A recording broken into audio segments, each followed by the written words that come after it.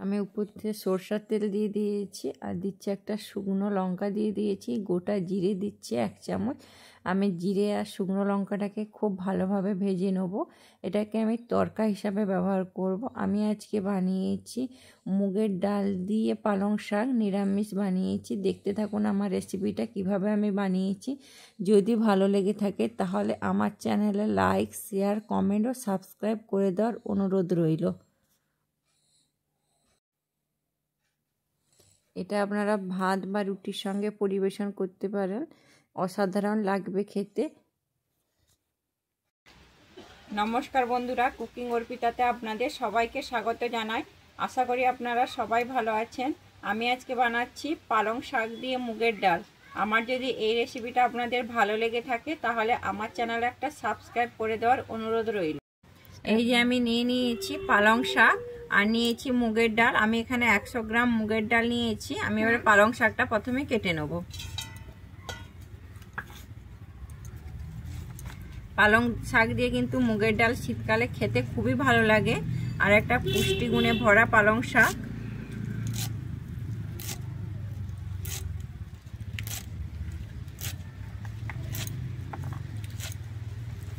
পালং শাকটা কিন্তু আমি বেশি ছোট ছোট কাটবো না, আমি মিডিয়াম সাইজের কেটে নেব।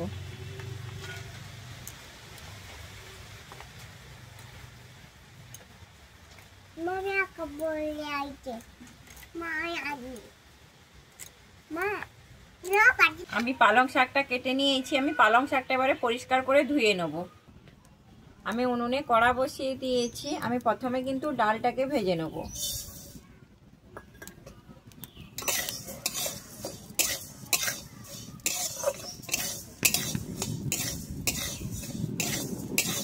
ডালটা কিন্তু ভাজা হয়ে গেছে। আমি ডালটা এবারে নামিয়ে নিচ্ছি। আমি এই রান্নাতে কিন্তু উষ্ণ গরম জল ব্যবহার করব, তাই আমি জলটা আগেই গরম করে নিচ্ছি। আমি ডালটা কিন্তু পরিষ্কার করে ধুয়ে নেব। আমার জলটা গরম হয়ে গেছে। আমি জলটা এবারে নামিয়ে নিচ্ছি। আমি উনুনে আবারও কড়া বসিয়ে দিয়েছি। আমি এবার দিয়ে দিচ্ছি কেটে রাখা পালং শাকটা। আমি পালং শাকটা কিন্তু পরিষ্কার করে ধুয়ে নিয়েছি।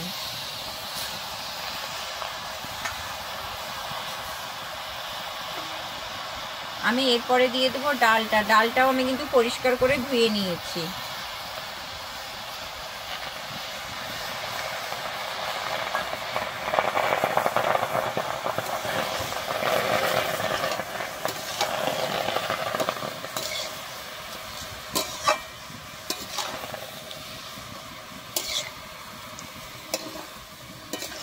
পালং শাকে যেহেতু জল বেরোয় তাই জন্য আমি কিন্তু এখানে অল্পই জল দেবো। আমি কিন্তু এখানে বেশি জল ব্যবহার করব না।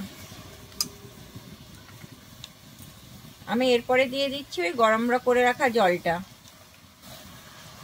এতে করে ডালটা খুব সুন্দর তাড়াতাড়ি সেদ্ধ হয়ে যাবে আর খেতেও ভালো লাগবে।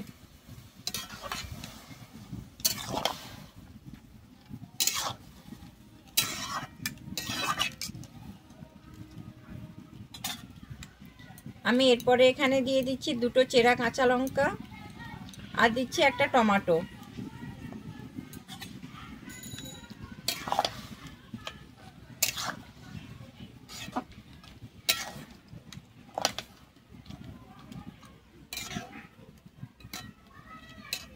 দিয়ে আমি ডাল আর পালং শাকের সঙ্গে কিন্তু সেদ্ধ করে নেব। আমি এবারে ঢেকে দিচ্ছি যতক্ষণ না আমার ডালটা সেদ্ধ হয়। আমি ঢাকনাটা খুলে দেখে নিচ্ছি যে আমার ডালটা সেদ্ধ হয়েছে নাকি। এই যে দেখুন আমার ডাল আর পালং শাকটা খুব সুন্দর সেদ্ধ হয়ে গেছে। আমি এবারে নামিয়ে নিচ্ছি। আমার আর একটু জল লাগবে, তাই আমি আর একটু জল গরম করে নিচ্ছি। এখানে জলটা নামিয়ে নিয়েছি। আমি কড়াইতে, শুকনো কড়াইতে দিয়ে দিচ্ছি এখানে গোটা জিরে নিয়েছি 1 চামচের মতো, আর নিয়েছি গোটা গোলমরিচ। আমি এবার এটাকে ভেজে নেব। আমি ভেজে এইটাকে গুঁড়ো মশলা হিসাবে ব্যবহার করব।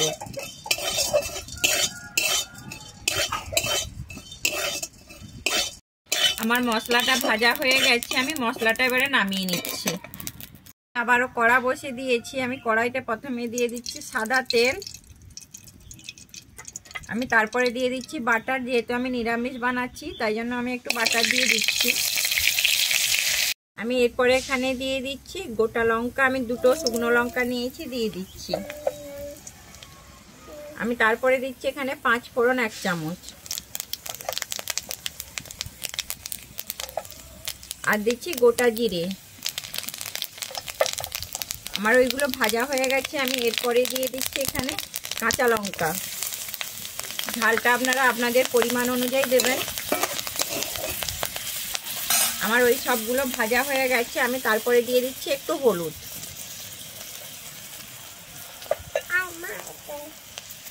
আমি এরপরে দিয়ে দিচ্ছি আদা বাটা।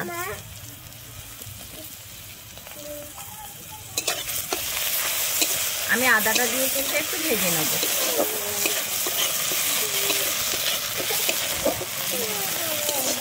আমার আদাটা ভাজা হয়ে গেছে। আমি তারপরে দিয়ে দিচ্ছি এখানে একটা কেটে রাখা টমেটো।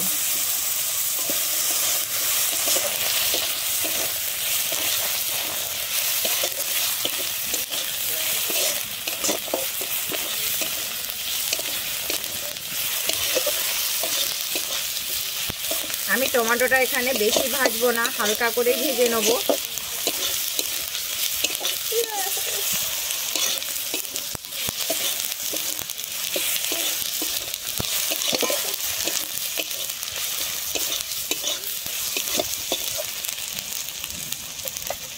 আমার টমেটোটা ভাজা হয়ে গেছে। এরপরে আমি দিয়ে দিচ্ছি এখানে সেদ্ধ করে রাখা ডাল আর পালং শাকটা।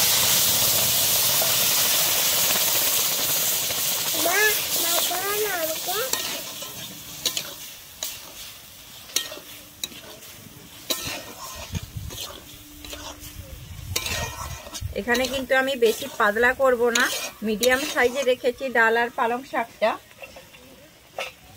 আমি এরপর এখানে দিয়ে দিচ্ছি পরিমাণ মতো লবণ। লবণটা আপনারা আপনাদের পরিমাণ অনুযায়ী দেবেন। আর দিচ্ছি আমি চিনি।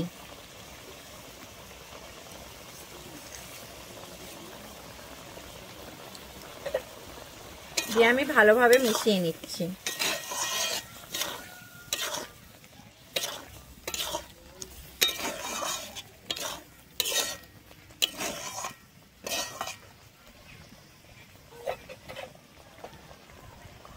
আমি এরপর এখানে ঢেকে দিচ্ছি 2 মিনিটের জন্য। আমার 2 মিনিট হয়ে গেছে। আমি ঢাকনাটা খুলে দেখে নিচ্ছি।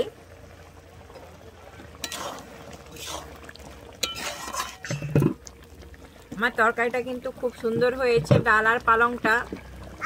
আমি এরপরে দিয়ে দিচ্ছি ওই ভেজে রাখা মশলাটা। ভেজে রাখা মশলাটা আমি গুঁড়িয়ে নিয়েছি, দিয়ে দিচ্ছি। দিয়ে আমি আবারও ভালোভাবে মিশিয়ে নেব।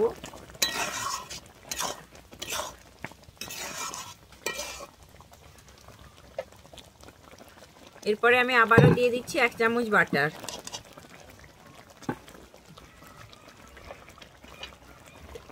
আমি কিন্তু এখানে আবারও 1 মিনিটের জন্য ঢেকে দিচ্ছি।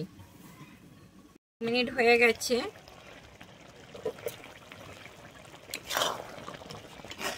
আমার ডাল আর পালংটা কিন্তু একদম পুরোপুরি রেডি হয়ে গেছে। আমি এবারে নামিয়ে নিচ্ছি। ডাল পালংটা নামিয়ে দিয়েছি। আমি উপর থেকে এবার একটা তড়কা দিয়ে দিচ্ছি। আমি তাই এখানে সরষের তেল ব্যবহার করছি। আমি তেলটা দিয়ে দিয়েছি।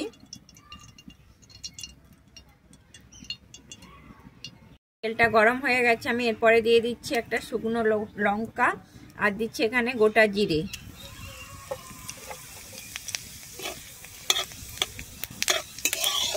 এটা দিলে কিন্তু তরকারিটার টেস্টটাকে আরো দারুণ বাড়িয়ে তোলে।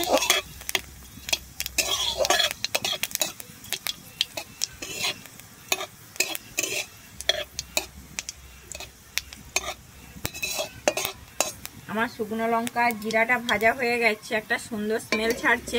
ডালের উপর এটাকে এইভাবে দিয়ে দিচ্ছি।